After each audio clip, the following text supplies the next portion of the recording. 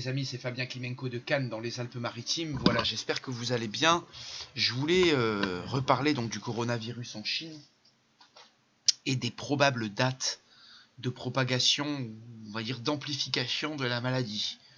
Alors, il est très difficile d'effectuer des prédictions correctes et justes dans le cas de ce virus parce qu'on n'a pas de date de départ, on n'a pas de thème, on va dire, du début de la propagation, de la naissance du virus. Donc on n'a qu'une vision approximative. On sait que ce virus a démarré vers la fin 2019, au moment où Saturne était sextile à Neptune et au moment où Saturne se rapprochait de Pluton. Donc ce sont des événements assez rares. Et on a à peu près les positions des planètes lentes à ces moments. Et donc on peut se douter que le passage de Jupiter au même endroit sur l'année 2020 peut venir amplifier ces phénomènes de départ, ou du moins ce départ d'épidémie. C'est une possibilité. Ces dates peuvent également se trouver une solution, voire une résolution, une démarche scientifique ou politique qui pourrait atténuer ou résoudre également cette épidémie.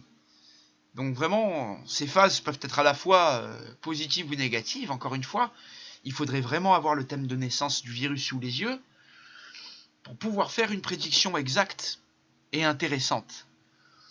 Néanmoins, on peut penser à vue d'avion que les mois de mi-février, mi-mars, de la fin juillet, du tout début d'août et de la fin octobre et du tout début novembre peuvent être des moments très importants. Alors les mois de janvier 2019 et les mois de janvier de 2020 et d'octobre 2020 sont des mois numéro 5 sur un plan numérologique, qui ont toujours cette idée de mouvement, de diffusion, de propagation et d'accélération. Et c'est vrai que le 5 est un nombre qui voyage beaucoup, qui se déplace beaucoup, et qui peut amener des imprévus, des nouveautés, des mouvements, et qui peut causer des propagations. Donc c'est vrai que, on va dire, cette mi-février, mi-mars, qui se situe juste après le mois de janvier 2020, peut signer déjà une première propagation qu'on retrouvera juste après octobre 2020, là, sur le tout début novembre de la même année. Voilà. Au passage, on a le mois de juillet, qui lui sera un mois 11, et qui peut effectivement également, ce 11 à cette idée de débordement. Vous voyez, le 1 au-dessus du 10, on dépasse les limites. Alors souvent le 11, il a ce côté sacré, ce côté maître nombre qui dépasse le 10, ce côté très puissant, ce côté double 1, ce côté... D'ailleurs, le 11 en numérologie, c'est les prophètes, c'est les mystiques, c'est celui qui a de grandes capacités nerveuses et mentales, et énergétiques.